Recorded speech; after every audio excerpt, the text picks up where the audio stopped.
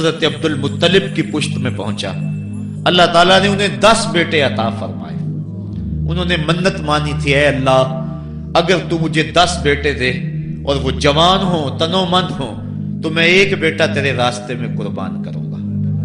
جب حضرت عبداللہ جو کہ حضرت عبد المطلب کے چھوٹے فرزند تھے، ان کی عمر 18 سال ہوئی تو حضرت عبد المطلب کو اپنی منت یاد آئی۔ انہوں نے اپنے 10 بیٹوں کو بلایا، کہا بیٹا میں نے کعبہ کے رب سے یہ وعدہ کیا ہے کہ اللہ مجھے اگر 10 بیٹے دے گا تو میں ایک بیٹا اللہ کی راہ میں قربان کروں گا، اب تم بتاؤ تمہاری رائے کیا ہے۔ کہانی حرم کی پھر دوبارہ دہرائی جا رہی ہے۔ کہا رائے بتاؤ۔ 10 کے 10 بیٹوں نے گردن خم کر دی۔ کہا ایک بیٹے کو ذبح کرنا ہے۔ کہا جس کو چاہو۔ کہا نہیں میں قرعہ ڈالتا ہوں۔ جب قرعہ ڈالا تو حضرت عبداللہ کے نام قرعہ نکل آیا۔ فرشتے پھر دم بخود تھے، مالک تو نے اس کی پشت میں امانت رکھی ہے اور آج اس کو بھی ذبح کیا جائے گا۔ کائنات پر پھر کوہرام مچنے لگا۔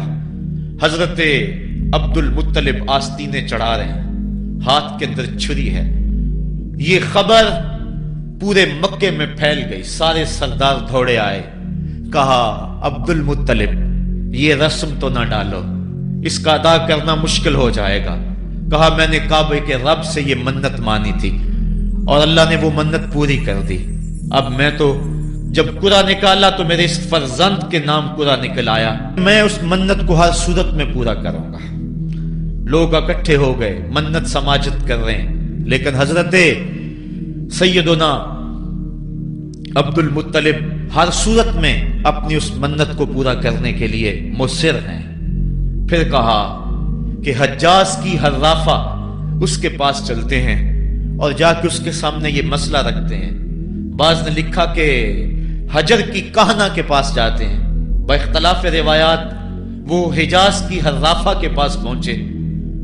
جب اس کا پتہ کیا تو وہ خیبر میں تھی، تو اس کے پاس سارے سردار اکٹھے ہو کے گئے، کس طرح ہمارے سردار نے منت مانی تھی تو اب وہ بیٹے کو ذبح کرنے کے لیے تیار ہے، تو تم بتاؤ کس کے بارے میں ہمیں کیا کرنا چاہیے۔ اس نے کہا کل آنا، میرا تابعی آئے گا تو میں اسے پوچھوں گی، جو مجھے کہے گا میں تمہیں بتا دوں گی۔ اگلے دن یہ سردار پھر اس حرافہ کے پاس پہنچے۔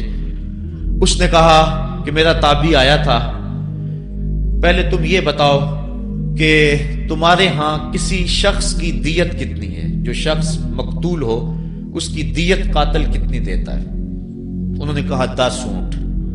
کہا جاؤ پھر ایک طرف 10 اونٹ رکھو اور ایک طرف عبداللہ کا نام رکھو اور قرعہ ڈالو۔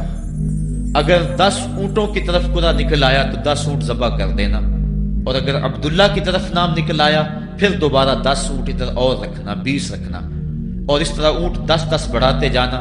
جب قرعہ عبداللہ کے نام سے ہٹ کر اونٹوں کی طرف نکلا تو پھر اتنے اونٹ ذبح کر دینا۔ میرے تابعی نے یہی حل بتایا ہے۔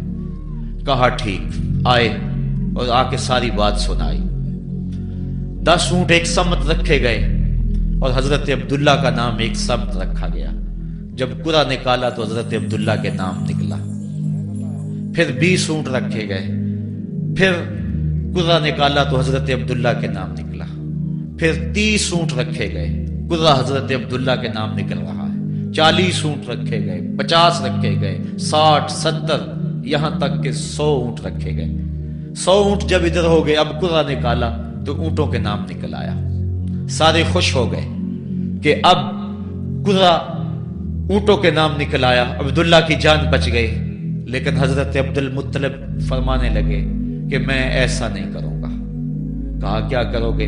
کہا ایک مرتبہ نکلا ہے، 3 مرتبہ قرعہ ڈالو۔ اگر تینوں مرتبہ عبداللہ کے نام کی بجائے اونٹوں کے نام نکلا تو پھر میں سمجھوں گا کہ اللہ کی طرف سے یہی مرضی ہے، ورنہ میں اپنے بیٹے کی گردن پہ چھری رکھ دوں گا۔ اللہ اکبر! مکے کے اندر سردار بھی دعائیں مانگ رہے ہیں۔ اللہ اکبر! ام ایمن بھی دعا مانگ رہی ہے، مکے کے پربت دعائیں مانگ رہے ہیں، کائنات کا ذرہ ذرہ دعائیں مانگ رہے ہیں۔ قرعہ جب ڈالا گیا تو دوسری مرتبہ بھی قرعہ اونٹوں کے نام نکلا۔ اب تیسری مرتبہ جب کرہ ڈالا گیا تو ہر ایک کا دل دھڑک رہا